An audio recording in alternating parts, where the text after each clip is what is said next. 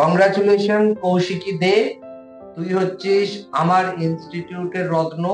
এবং সব থেকে বড় কথা হচ্ছে যে আমি রেয়ার কেস তোকে পেলাম যে সরকারি কলেজ ছেড়েও মা শারদাতে পয়সা দিয়ে পড়তে গেল। তার কারণ হলো যে তোর বাবা রামকৃষ্ণ মিশনের সঙ্গে যুক্ত এবং তোর ফ্যামিলি মেম্বাররা রামকৃষ্ণ মিশনের সঙ্গে যুক্ত, মানে রামকৃষ্ণ দেবের ভক্ত, এবং তোর টিচার বন্ধু বান্ধব সবাই রামকৃষ্ণ মিশনের সঙ্গে অ্যাসোসিয়েট। সেই জন্য তুই প্রথম যে সরকারি কলেজ পেয়েও মা শারদাতে পড়তে গেলি। কিন্তু ঘটনাটা হচ্ছে যে তুই যে এত ভালো একটা র্যাঙ্ক করলি, মা শারদাতেও অনেকে পড়ার সুযোগ পায় না, মানে মা শারদাতেও পয়সা দিয়ে পড়তে চাইলেও অনেকে সুযোগ পায় না, র্যাঙ্ক না করতে পেরে ব্যাঙ্গালোর চলে যায়, নইলে অন্য প্রাইভেট কলেজে চলে যায়। যদিও তুই সরকারি কলেজে পেলি, তার কারণ একমাত্র হলো বেসরকারি কলেজে যাওয়ার, সেটা হচ্ছে তোর ফ্যামিলিগত, না অন্য কোনো কারণ ছিল? ফ্যামিলি জন্য। মানে ফ্যামিলিতে কি অসুবিধা? ফ্যামিলিতে অসুবিধা বলতে যে দূরে পাঠাবে না, এইটাই অসুবিধা ছিল, আর কিছুই না। আর তার মধ্যে আমি একমাত্র মেয়ে আর কি, আমার পরেও কেউ নেই, আমার আগেও কেউ নেই। আমি একদম মানে যা হবে সব আমার দিক থেকে, আমি মানুষের মতো। রামকৃষ্ণ মিশনে বা ক্লাস করবি, তার জন্য নাকি তোকে সবাই ডেকে ডেকে খাওয়াচ্ছে, কি ব্যাপার ওটা? মানে আমি যে চান্স পেয়েছি তো সেটার জন্য সবাই খুশি হয়েছে। এবারে সবার বক্তব্য হচ্ছে যে এখন আমরা খাইয়ে দিচ্ছি, চাকরি পেলে তুই খাও। আর একটা জিনিস যেটা তুই বলছিলি, তুই নাকি যখন থেকে পড়া শুরু করেছিলি তখন তোকে কেউ পিজি, আরজি কর বা এনআরএস বা ক্যালকাটা মেডিকেল বা উলবেড়িয়া মেডিকেল কলেজ, যেটা তোর হয়ে যায়, তুই উলবেড়িয়ার মেয়ে, মানে আন্দুলের মেয়ে, তোর তো বাড়ি আন্দুলে, তো তোর তো উলবেড়িয়া মেডিকেল কলেজ হয়ে যায় বা মেদিনীপুর মেডিকেল কলেজ, কোনো কলেজে যাবি না, তোকে পড়ার আগে থেকেই বলে দিয়েছিল রামকৃষ্ণ মিশনেই পড়তে হবে, মানে পড়লে রামকৃষ্ণ মিশনেই পড়বি, রামকৃষ্ণ না না না, সেরকম কোনো কেউ কিছু বলেনি। রামকৃষ্ণ মিশনের কথাটা আমার বাবাই প্রথম বলেছিল, এবার বাবা কোথা থেকে জানতে পেরেছে সেটা আমি ঠিক বলতে পারবো না। আর তোর মানে টিচাররা, বন্ধু বান্ধবরা? হ্যাঁ, টিচাররা, তারপরে তাদের মায়েরা রামকৃষ্ণ মিশনে ভর্তি ছিল এবং বাকিরা? হ্যাঁ হ্যাঁ হ্যাঁ, বেশিরভাগ জন, মানে আমার মামার বাড়ি, হ্যাঁ মামার বাড়ির পাড়ার লোকেরা, মানে অনেকে ওখানে ছিল, বা ওদের হয়তো কোনো আত্মীয় স্বজন ওখানে কাজ করেছে বা হয়তো করছে, এরকম ব্যাপার। তো সব মিলিয়ে ঘরোয়া পরিবার। তারপরে কলকাতাতে আমার চেনা এরিয়া, এখানে আমার স্কুল রয়েছে, আমি এই জায়গাটা চিনি, তো ওই জন্যই আমি আরো বললাম যে ঠিক আছে এখানে তাহলে অসুবিধা নেই। গুড। এবারে বল, জয়দেব স্যার ক্লাসে যে তুই 4 মাস ক্লাস করলি, করে একটা এত ভালো র্যাঙ্ক করলি, করে তুই আজকে সরকারি পেয়েও মা শারদাতে গেলি, তো জয়দেব স্যার ক্লাসকে তুই 10-এ কত? 10-ই দিবি। 10-ই দিবি? সবাই তো 1 নম্বর রাখছিল নিজের জন্য, তুই 1-2 রাখবি না? যাকে দিয়ে দিয়েছিস, আর রাখতে বলবো না। দিয়ে দিয়েছিস তো আবার ভাবছিস কেন? বলবি না স্যার 10 দিয়ে দিয়েছিস তো, যে বলছি বাকিটা রাখতে, আমিও ভাবতে শুরু করছে, পরে বোধহয় তুই জিএফটা কেটে দেবে আমার নাম। না 100 বললে 100-তে 100। 100-তে 100-তেই দিবি তো? কেন দিবি? কি জন্য? কেন বলছি, মানে এইখানে এই কোচিংয়ে এত পরিমাণ নোটস থাকতো, নোটস গুলো ভীষণ সহজ ভাবে লেখা থাকতো, যেগুলো পড়তে খুব সুবিধা হতো, এখানকার টিচাররাও খুব ভালোভাবে বোঝাতো।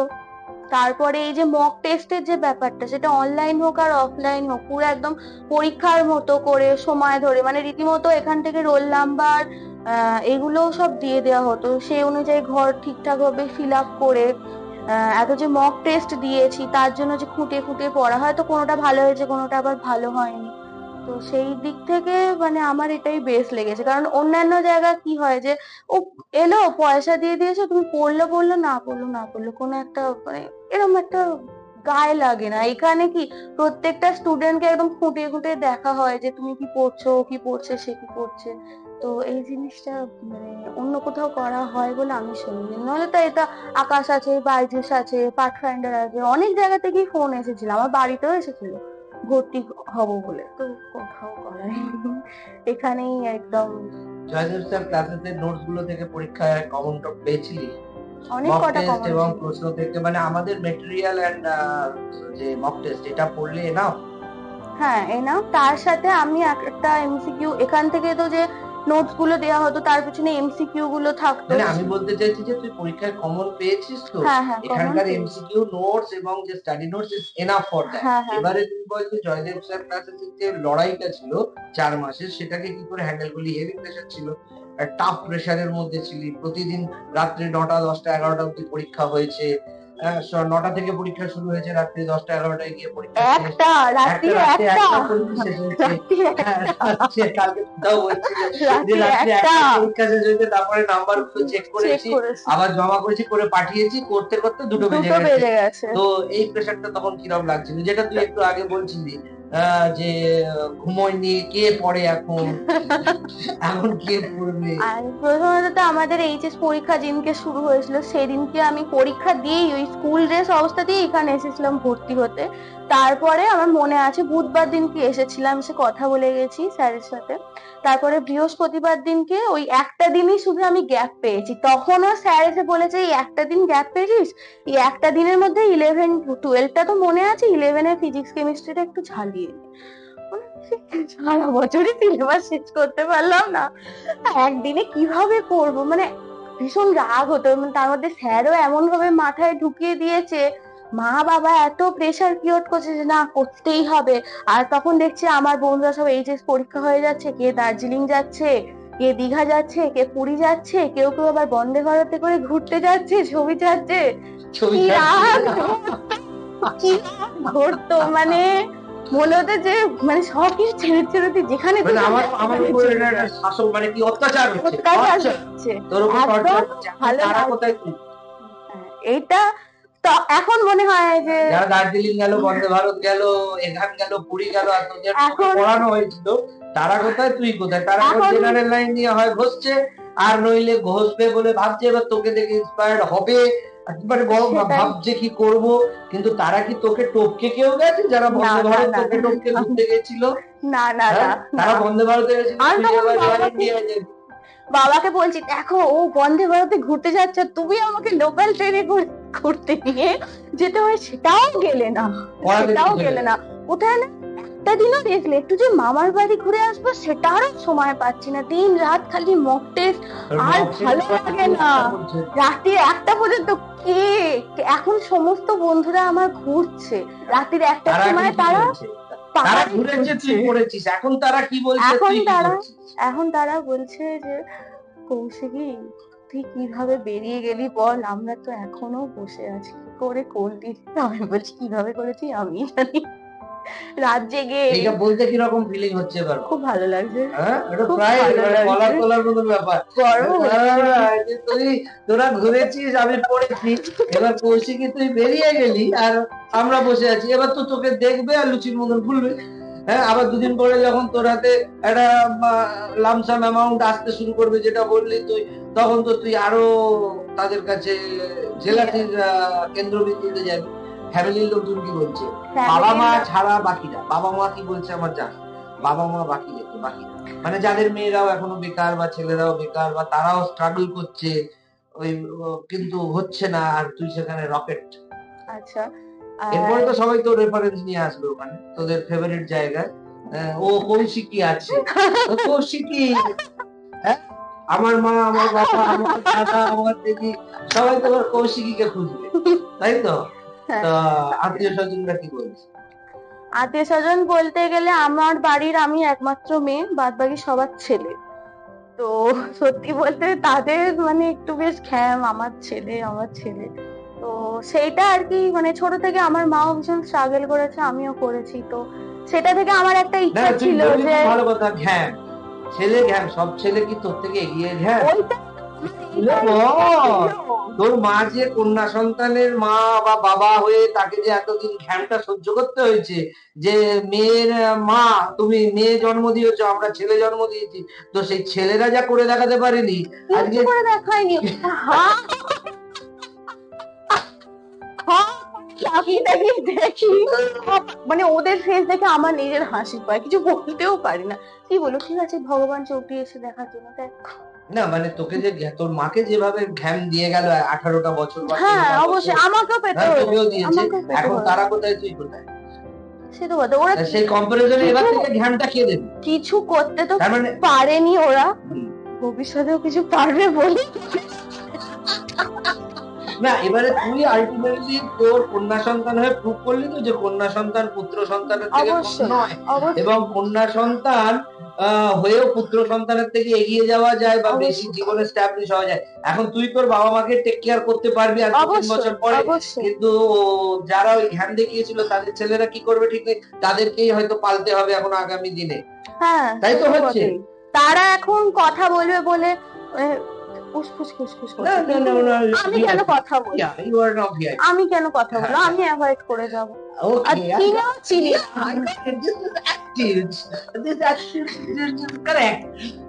ম্যাডাম নমস্কার, কৌশিকীর গর্বিত মা এবং সরকারি পাওয়ার পরেও নিয়ে গিয়ে বেসরকারিতে ভর্তি করলেন কেন জানলাম। জয়দেব স্যার ক্লাসেস কে কত দেবেন? 10-এ 10। থ্যাংক ইউ, আপনার আশীর্বাদ পেয়ে অশেষ অশেষ ধন্যবাদ। কিরকম ফিলিং মেয়ের এই সফলতার জন্য? আজকে মেয়ে একটা স্টার বা জেম বা একটা সফল, ও জীবনে কিছু করে দেখিয়েছে যেটা লাখ লাখ মেয়েরা চেষ্টা করে পারে না। তো সেই জায়গা থেকে আজকে আপনার ফিলিংসটা কিরকম গর্বিত পিতামাতা হিসেবে? আপনি তো রত্ন গর্ভা, আপনি কন্যা সন্তানের মা হিসেবেও আজকে গর্ব করতে পারেন, যেটা লোকে পুত্র সন্তানের মা হয়েও করতে পারে না। তো সেই জায়গা থেকে আপনার বা আপনার ওর বাবার কি ফিলিংসটা কি পরিবারের এখন? বাবা খুব খুশি, মানে বাবা যতটাই বকাঝকা করেছে তাই রেজাল্টটা বেরোনোর পর টোটাল বন্ধ। এখনো রানী টোটাল এত ভালোবাসা, খুব ভালোবাসা, আমি বলছি তুমি এত ভালোবাসতে মনে হবে কখনো, সবসময় করিসনি করিসনি করিসনি করিসনি, তুই পড়াশোনা করিস না, দেখে আর সবাই পড়ছে, তুই একা পড়িস। এখন বলছে যে না, তুই যেটা বলেছিলি সেটাই হয়েছে, আমি হেরে গেলাম। তো আপনি যে এখানে ভর্তি করেছিলেন, পয়সা কড়ি দিয়েছিলেন, কি মনে হলো? পয়সা কড়িটা কাজে এলো না ঠকে গেল? না, সাকসেসফুল হয়েছে। আর আমরা যা কমিটমেন্ট করেছিলাম কিছু কম দিয়েছিলাম? Quality class, quality teacher, quality material, মানে পয়সা খরচা করে ঠকে যাননি তো দিনের শেষে? উল্টে আরো বেশি হয়ে গেছে। আপনি দিনের শেষে খুশি তো, মানে যে আপনার পয়সাটা পুরো কাজে এসেছে, আপনার পয়সাটা জলে যায় না, এই হ্যাপিনেসটা আপনার থাকলেই যথেষ্ট। আর তোর কি মনে হলো যে এখানে পড়লাম, পড়ানোর জন্য যে টিচার তাদের কোয়ালিটি, আমাদের যে প্রমিসেস 10টা ক্লাস বলে দুটো নয় বা 10টা পরীক্ষা বলে একটা নয়, যেটা তুই বলতে যাচ্ছিলি যে ব্যাঙের ছাতার মতন তো ইনস্টিটিউট, আর এখন তো ইউটিউবে আবার ফ্রি পড়ানোর যুগ এসে গেছে। তো সেই যুগেতেও তুই যে আমাদের এখানে পয়সা খরচা করলি, যেখানে লোকে বিনা পয়সায় পড়তে যাচ্ছে, তো সেখানে তুই এত পয়সা খরচা করে পড়লি, তো তোর কি মনে হলো যে পয়সাটা উসুল হলো এবং সেটা পাই টু পাই উসুল হলো, যেটা একটু আগে বললি কি বেশি হয়ে গেল? হ্যাঁ, তো এটা কেন বললি, কি জন্য বেশি? মানে আমি বলছি হয়তো কখনো বলেছিল যে স্যারই হয়তো বলেছে যে আজকে এই ক্লাসটা হবে না, তার বদলে এই ক্লাসটা হবে, মানে এই ক্লাসটা হবে না বললে অন্য কোনো বলতো হবে না, মানে ওই ক্লাসটা গ্যাপ পুরো। কিন্তু এখান থেকে কি করতো, এই ক্লাসটা হয়তো ফিজিক্সের ক্লাস হবে না, তারপরে বায়োলজির এক্সট্রা ক্লাস ঢুকিয়ে দিত। অন্য জায়গায় ক্লাস হবে বলে ওটা গড় হয়ে গেছে, ক্লাসের সাবস্টিটিউট ক্লাস নেই। তো মানে এখানে ক্লাস একটা পরেও ওখানে দুটো তিনটে ক্লাস তোকে পেতে হবে, মানে তোদের জ্বালানোটা কম হয়নি, কোথাও ফ্রি দেওয়া হয়নি যে ক্লাস বন্ধ মানে ঠিক আছে, ও অত হিসাব করিস না, যত বন্ধ ততই ভালো। তো সেইটা হয়নি বলে আর কি তোর বক্তব্য বেশি হয়ে গেছে, ওইটা তো বেশি হয়ে গেছে। তারপর এই যে রাত্রির 1টা 2টো অব্দি মক টেস্ট হচ্ছে, তখনও দেখছি আমি বলছি স্যার ম্যাম বোধহয় ঘুমিয়ে গেছে। ও বাবা না, ম্যাম তো জেগে আছে, স্যার তো জেগে আছে, মানে রীতিমতো তারা বলছে যে টাইম আপ হয়ে গেছে, এবার একটা বাজে ম্যাডাম গল্প করে ঘুমিয়ে যায়, কিন্তু ম্যাডাম স্যার দুটো অব্দি ডিউটি দিচ্ছে, জেগে আছে। ঠিক আছে, সেটা তো নমুনা দুটো অব্দি ছাত্রদের পেছনে লেগে না না না না না দেখিনি। তাহলে তুই আগামী দিনে যারা পড়তে আসবে তাদের জন্য কি বলবি? অবশ্যই এই ক্লাসটাকে, মানে জয়দেব স্যার ক্লাসেস এখানে পড়তে বলবো, যারা নার্সিং নিয়ে এগোতে চায় তাদেরকে বলবো। ইভেন আমার থেকে অনেকে নাম্বার নিয়েওছে, আমার খবর। স্বপ্ন সত্যি? তোর স্বপ্ন সত্যি তো? কিছুটা হয়েছে, এখনো অনেক বাকি আছে। না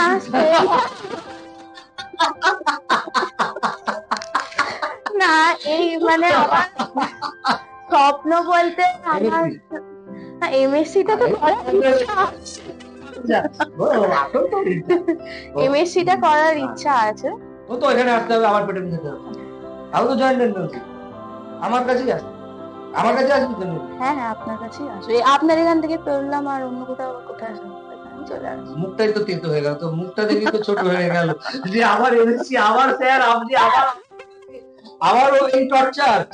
তখন এমএসসি টা করলে আর একটু সম্মান বেড়ে যাবে, পয়সা স্যালারিটাও একটু বেড়ে যাবে। স্যালারি তো পাবে, কিন্তু চাপটা ও ঠিক আছে নিয়ে নেবো। এত বছর কষ্ট করলাম আর 2-3 বছর কিন্তু এখন তো তুই চাকরি করবি, পয়সা রোজগার করবি, তখন আরো সিনসিয়ার। তোদের মতন বয়সী যারা প্রথমে এই চাপটা নিয়েছে, তারা যখন এখন রোজগার করছে, চাকরি করছে, পয়সার মূল্য বুঝেছে, এক একটা মানে কি বলবো, চিংড়ি মাছ হরিণ ছিল তোদের সময়, সেই চিংড়ি মাছ হরিণ গুলো আজকে একদম শান্ত, কি ভালো পড়ছে এমএসসির জন্য বা পোস্ট বেসিক বিএসসির জন্য ফাটিয়ে পড়ছে। কারণ তারা জানে যে এবারে তোদের তখন বাবা মা জোর করে ঘেটিয়েছিল, এখন তো তুই নিজে চাকরি পাবি, মাইনের টাকা দিয়ে দিবি, মায়ের টাকা বাবার টাকা এখানে দিয়ে গেছিস, এবারে তো তোর গ্যাটের খরচা দিয়ে এখানে ভর্তি হবি। এবার তখন যদি স্যার এতগুলো টাকা নিচ্ছে, ও বাবা দেখবি হেভি সিরিয়াস হয়ে যাবি যখন নিজের রোজগারের টাকা দিয়ে পড়বি, আর যখন আরো একটু ম্যাচিউর হবি, কর্মজীবনে নামবি, অনেকটা সিরিয়াস হয়ে যাবি। তাহলে জয়দেব স্যার ক্লাসে স্টুডেন্টদের পড়ুক, এই নিয়ে কোনো আপত্তি নেই তোর? আর তুই কোনো রকম ভাবে ডিস্টার্ব হোসনি, খুব খুশি, তোর স্বপ্ন আধা আধুরা, স্যালারি পেলে পূর্ণ হবে। স্যালারি পেলে আমার ইচ্ছা আছে বাবা মাকে একটা নিজের মনের মতো করে একটা বাড়ি তৈরি করে। ও লাভলি, ও লাভলি। মেয়ের মা আপনি, ছেলের মারা বলতে পারছে না, মানে ছেলের মায়েরা বলতে পারে না যে মা তোমাকে, বাবা তোমার একটা সুন্দর বাড়ি তৈরি করে দেবো, হ্যাঁ বৃদ্ধাশ্রম খোঁজে। লাভলি। সেখানে আপনি বলছেন যে ও আপনার মেয়ে কন্যা সন্তান, সে বলছে বাবা মাকে একটা সুন্দর করে বাড়ি করে দেবো, যেখানে বাকি ছেলেরা বাবা মাকে দেখবে কিনা সেই নিয়ে ছেলের মায়েরা বাবারা টেনশনে থাকে আর ঘরে ঘরে বেকার বসে আছে। সেখানে আপনি মেয়ের জন্ম দিয়েও কিন্তু মেয়ে বলছে আপনাকে করে দেবে, যেটা 10টা ছেলের মা বাবা পায় না। আমার বাবার বাড়ি একতলা, ওকে বলেছি তুই ওটা দোতলা করে দিবি, তাহলেই আমি খুশি হব, আর কিছু চাই না। আর সবচেয়ে বড় কথা, আমি মেয়েকে নিয়েও স্বপ্ন দেখা যায়, এটা আপনি প্রমাণ করলেন। মেয়েকে নিয়েও স্বপ্ন দেখা যায়, এটা আপনি প্রমাণ করে দিলেন। শখের মেয়ে, একটাই মেয়ে, খুব শখের মেয়ে। শখের মেয়ে নয়, যোগ্য মেয়ে। মেয়ে সবার শখের, ছেলেও সবার শখে, কিন্তু সে যোগ্য কিনা, সে নিজেকে প্রমাণ করতে পেরেছে কিনা, সে বাবা মায়ের জন্য কিছু করেছে কিনা। সব বাবা মায়েরই সন্তানরা শখের আদরের হয়, কিন্তু সেই সন্তানরা কি যোগ্য হয় বাবা মাকে?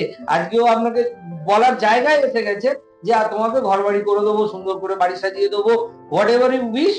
আপনার স্বপ্নটা পূরণ করবার জন্য মেয়ে এগিয়ে আসছে, যেখানে ছেলেরা এগিয়ে আসতে পারে না। হ্যাটস অফ টু ইউ, অভিনন্দন, অ্যান্ড উইশ ইউ।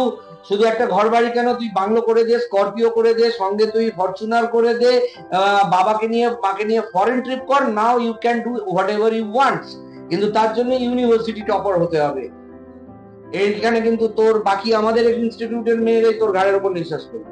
প্রত্যেককে আমি চার্জ আপ করে রেখেছি যে ইউনিভার্সিটি টপার হতে হবে। এবার কে ইউনিভার্সিটি টপার হবে ভেবে দেন। এবারে পড়াশোনাটা কিন্তু এখন